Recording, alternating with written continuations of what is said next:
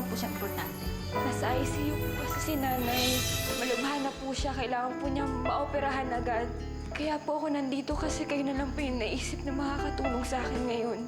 Sasagutin namin ang pagpapagamot kay Perlita sa isang kondisyon. Gusto kong dito ka tumira sa resort. Gusto kong iwan mo at kalimutan mo ang nanay mo. Bakit wala si Marilyn? Mart, may pinuntahan lang. Babalik din yun. Hindi po ba pwedeng kahit saglit lang po? Sasaglitin ko lang po siya. Titignan ko po kung ayos lang po yung lagay niya. Ang usapan ay usapan. Tumupad kami sa usapan namin, tumupad ka rin sa usapan natin. At ayaw mong malaman ng mga tao dito sa resort na meron akong apong. Clear?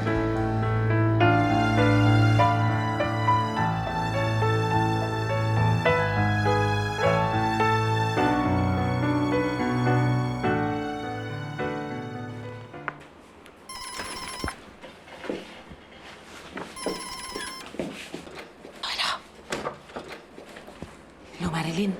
Mama Josie, kamusta na po si Inay? Nagising na po ba siya? Ayos na po ba yung pakiramdam niya? Ayun, okay naman. Sabi ng mga doktor, okay naman daw yung pag-recover niya mula sa operasyon. Ito, nagpapahinga nga eh. Hinahanap niya po ba ako? Eh, siyempre. Sa tingin mo, maya't maya, hinahanap ka. Kakaloka. Kung ano-ano na sinasabi ko. Nagsinungaling na nga, sabi ko nga, nasa trabaho ka. Ang problema, mamaya, pag nagising yan, wala ka pa, gabi na. Mama Josie, mag-isip na kayo ng iba pang palusot. Basta hindi niya kailangan malaman na sa poder ako ng mga karbonel. Kasi kapag nalaman niya, baka kumapano pa siya eh. Baka pa mas magpasama siya. Ay, ano pa nga ba? Eh, ikaw, kumusta ka naman? Ayos naman pagtrato sa'yo. Mamaya niyan, inaapi ka ng impacta mong lola at saka yung tatay mo dyan, ha? Mabuti naman po yung pakikitungo sa akin yung Charito at saka ni Sir Ziggy. Eh, si Darlene lang talaga yung may ayaw sa akin dito eh. Pero kung ako rin naman po ang papapiliin, ayoko din dito. Ni minsan naman, hindi ko pinangarap na magkakaroon ako ng malaking kwarto, ng magagarang damit, ng masasarap na pagkain. Kasi, wala naman sa akin yun eh. Wala sa akin lahat yun. Kung hindi lang din kasama ko si Inay. Gusto ko na po makasama si Inay. Gusto ko nasa tabi niya ako. Habang nagpapagaling siya, nababantayan ko siya. Kaya lang alam ko naman na hindi pwede. Dahil meron kaming kasunduan ng mga karbonel. Kaya magtitiis na lang po ako. Basta mapabuti lang si Inay. Basta, Mama Josie, kayo na pong bahala sa kanya. Huwag niyo po siyang papabayaan. Pakisabi din po sa kanya na mahal na mahal ko po siya. Sige, Bea.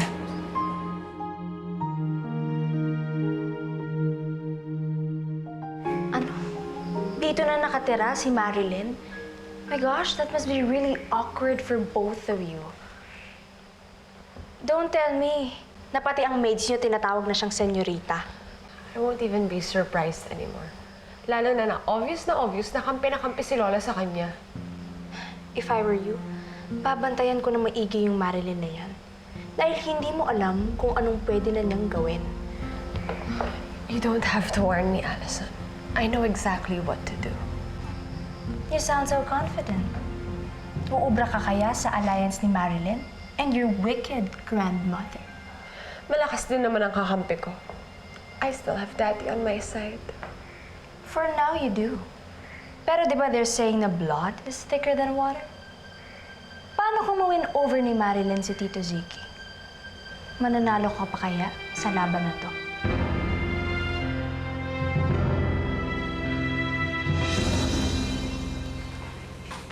Para ka rin nanalo sa loto, no? Nung huling beses na nandito ka sa resort na to, utusan ka lang naman namin. Nagmamalinis ka pa nun. Akala mo hindi ka mukhang pera, pero nung pala lalamunin mo rin yung sinabi mo at titira ka lang din dito sa resort. Darlene, akala mo ba gusto ko na nandito ako sa resort? Gusto kong tumira dito? Kung hindi mo masikmura na nasa isang bubong tayo, ganun din ako sa'yo. Kangang ipokrita. I'm sure, tuwang-tuwa ka sa pagkampi sa'yo ni Lola at sa atensyon na binibigay niya sa'yo. At dahil doon, hindi makita ni Lola kung ano ang nakita ko sa'yo. Dahil isa kang ambisyosang pangit na nagtatakang agawin ng mundo ko. Makasarili ka talaga, Darlene. Yan lang ba ang importante sa'yo? Itong marangyamong buhay, yung luho mo, yung pagiging karbonel mo? Kasi para sa akin, walang kwenta lahat ng ito eh. Kung gusto mo, sayong-sayo na. Kaya lang naman ako nagtitiis dito para mabayaran ko yung ginastos ni Ma'am Charito sa pagpapa-opera kay Inay. Eh, ikaw, Darlene. Ano bang nagawa mo sa ikakagaling ng tunay mong ina?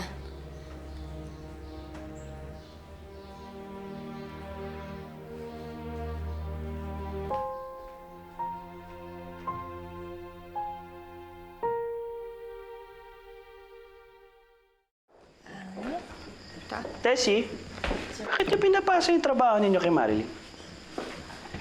Sir Ziggy, wala po silang kasalanan. Ako po yung nagpumilit na tulungan sila dito. Marilyn, hindi mo na kailangan magtrabaho dito. Hindi ka nakatulong dito sa resort. Nga kayo, dito nga kayo.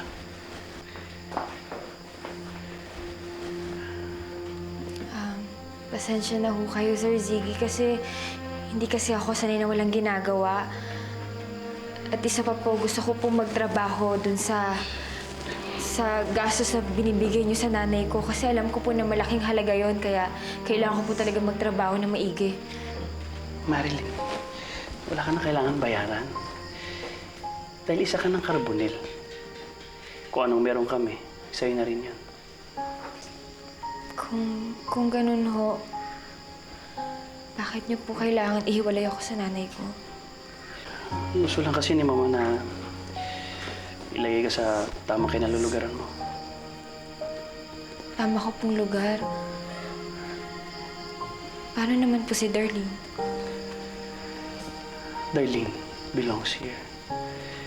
Tulad mo, isa rin siyang karbonel.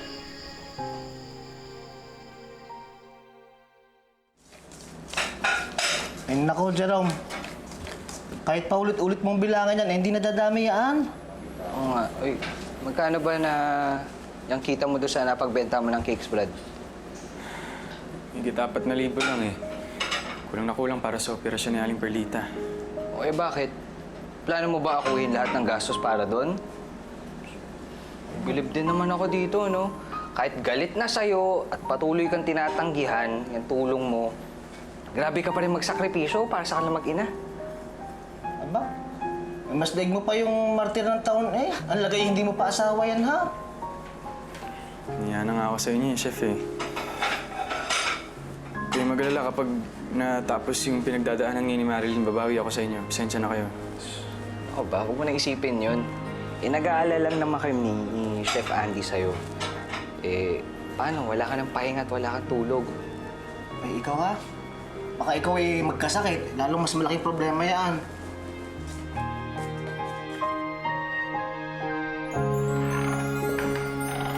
Darlene? Anong ginagawa niyo dito? Baka hinahanap na kayo ng anak ninyo. What's the problem? Pinagsesaloso mo ba si Marilyn?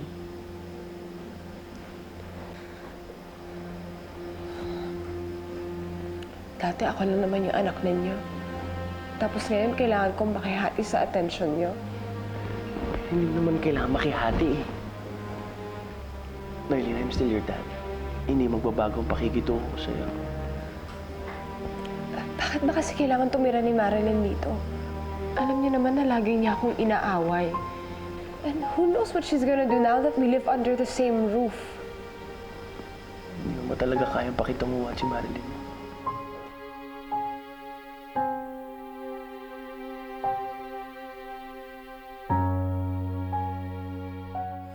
Ziggy, you're late. Alam mo na ayoko pinaghihintay ang pagkain. Sorry, Mama. Usap kasi kami ni Darlene. She won't be joining us for dinner. Good. Ayoko rin naman siyang makasabay. Kaya nga family dinner. Dahil magkakapamilya lang ang dapat na kumakain. Hindi kasali ang anak ng servidora. Mama, please naman, don't be hard on Darlene. She started this. Noon pa man, ingrata na siya sa akin. Well, tiniis ko dahil ang akala ko, tunay ko siyang apo. Ngayong nalaman kong hindi naman pala, can you blame me? Mama, she's still my daughter.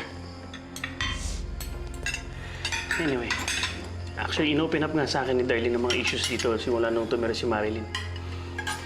Alam naman natin na meron nung namamagitan sa kanila even before, di ba? Wala akong pakialam sa issues ni Darlene. Sa akin lang, Mama, ayaw ko na kasi nagkaroon ng gulo dito sa resort. Kaya naisip ko na iwahiwalay muna tayo. Hindi mo na lang dalhin muna si Marilyn sa Manila. Sikasuhin yung barong business natin. Tapos dito na lang kami ni Darlene sa resort. Fine with me. Total, marami naman talaga akong dapat na asikasuhin sa barong business sa Manila. Marilyn, you better get ready. Tomorrow, buwas tayo ng Manila.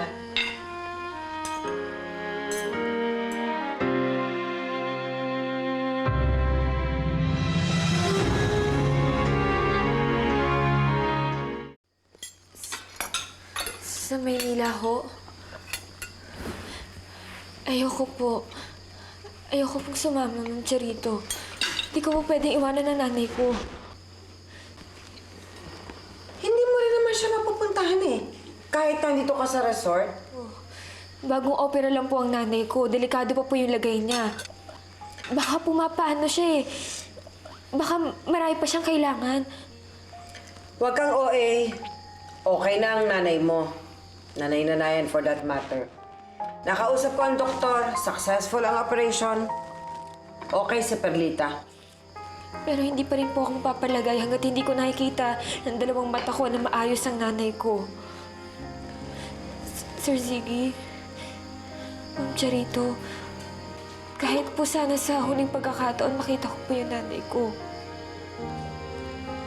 Pero nag-usap tayo, nagkasundo tayo. Hindi kayo magkikita. Sige na po. Gusto ko lang po talaga makita ang nanay ko. Sige. Payag ako sa isang kondisyon.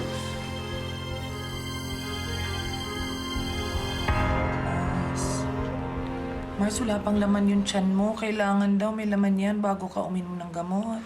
Ayoko na, Mars. Pag kinain ko pa yan, masusuka na ako sa busog. Ikaw, parati ka na lang nagbabantay sa akin dito. Baka naman nalulugi na yung parlor mo, ha? Oh, Mars, wala yun, no? Kayang-kaya ni Julia patakbuhin yun nang wala ako. At saka, ang importante sa akin, yung gumaling ka na kaagad. Nasaan na ba si Marilyn? Kanina kasi siya yung nagbantay sa'yo. Eh, ang himbing ng tulog mo, hindi mo napansin. Kailangan niya na umalis eh. Pumasok na sa trabaho. Ilang araw na akong nagkamalay dyan sa operasyon ko. Hindi ko pa rin matsyempohan yung anak ko. Pagpasensyahan mo na, Mars. Alam mo naman, kailangan niya magtrabaho ngayon. Para din naman sa'yo yun eh. Hindi ko na alam paano ako makakabawi sa kanya. Hindi man ako ang tunay niyang ina. Ginagawa niya tong lahat para sa akin. Napakaswerte ko talaga. Pasensya na kasi nabigay siya sa kabila eh. Excuse me, Chef. Uy, ayun na. Si Jerome, Ay, ayun, nasa kusina, nagluluto pa rin. Hindi pa nanananghalian yan, ha? anong oras na? Baka naman mahilo na yun doon. Eh, ewan ko nga doon. Ay, ako'y nag-aalala doon eh. Ano ba nangyayari dyan sa anak ko? Ayaw. Saka gusto kong makaipon ng pera, eh ayaw tumigil magtrabaho. Eh, ang sa akin lang naman, Aida, eh kahit naman magtrabaho yan, eh hindi naman sasapat yun para pagpagamot ni Perlita. Eh, sandali, tawagin ko. Kausapin mo nga. Sa'yo nag-aalala. Kaya ko, kumain na. Sige, okay. Ay, sandali. Tawagin ko nga, dyan ka lang.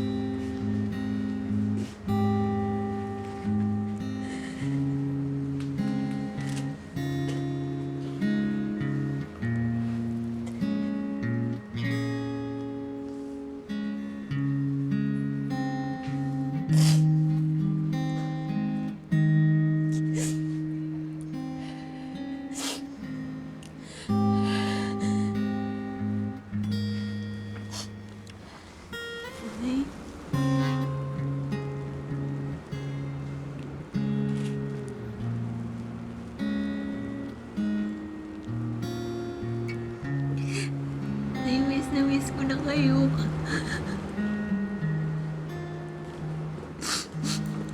Kung alam niyo lang. Nay, kung alam niyo lang, walang araw. Walang oras. Walang minuto na hindi kayo yung nasa isip ko.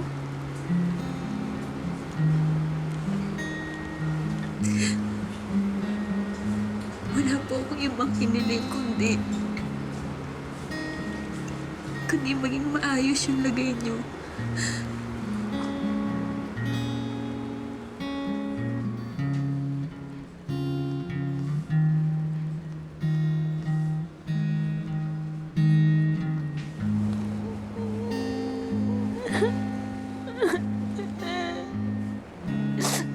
Nay, sana mapatawad niyo po ako.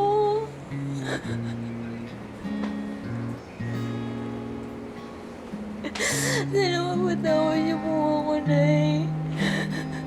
Sana mapatawad niyo ako.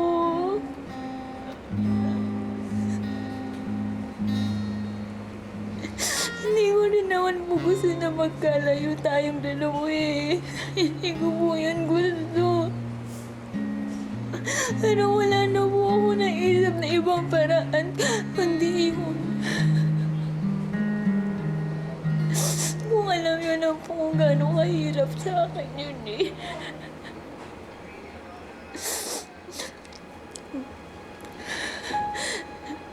Pero mas mabuti na po na magkalayo tayong dalawa. Kaysa naman po habang buhay ko pagsisihan na wala man lang ako ginawa.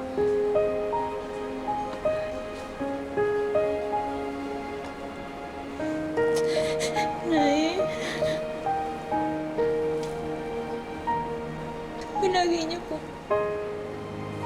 palagi niyo pong tatandaan.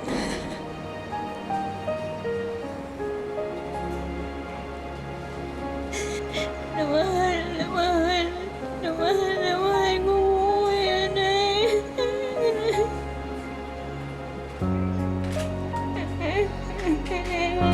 Na kayo.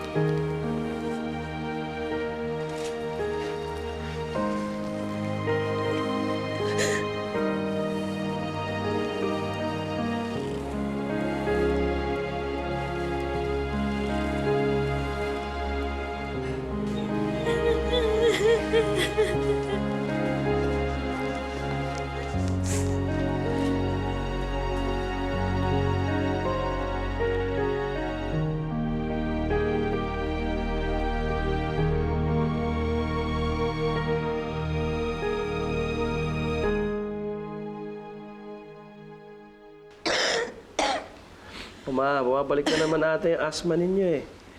Gusto mo tuwahin ko si Dr. Cruz? No, I'm okay. Napagod lang siguro ako sa lakad namin ni Marilyn kanina. Hindi na lang kayo magpahinga dito. Sa ibang araw na lang kayo lumamas ni Marilyn sa papuntang Maynila. Well, exactly. Yan ang pinag-usapan namin ni Marilyn. Na next month na lang kami luluwas ng Manila. We'll stay muna. Okay. Ano? Napirmahan na ba yung... Wait, Dad! You promised me na aalis na si Marilyn. Don't you know that my own safety is at risk here? What are you talking about? Hindi ka dapat nagre-reklamo dahil alam mo na hindi ka tunay na Carbonell. Kung ayaw mong makasama si Marilyn dito sa resort ko, ikaw ang umalis. Mama, don't stress yourself. Ako nang bahala kay Darlene.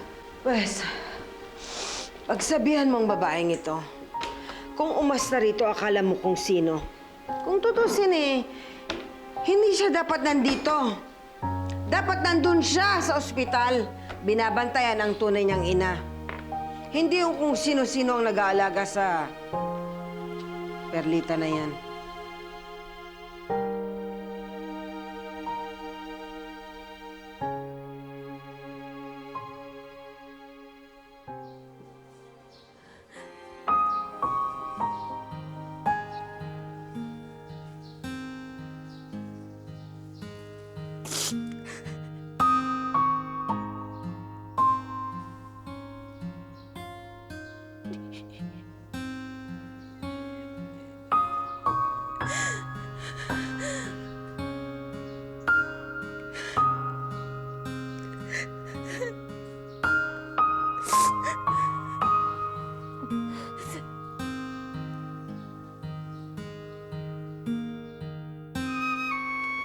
Anak?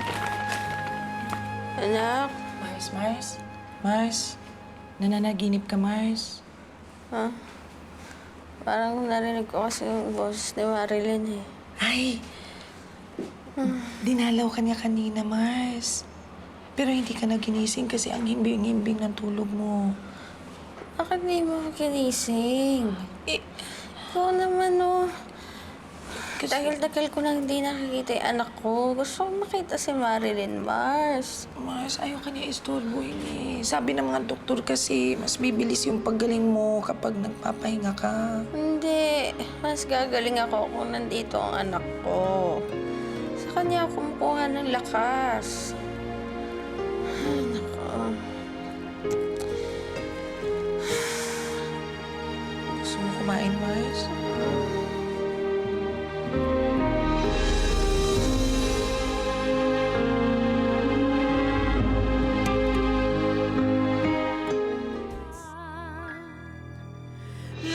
Tigilan mo na ako sa kadadrama mo. Ayokong makikipagkita ka pa uli kay Perlita.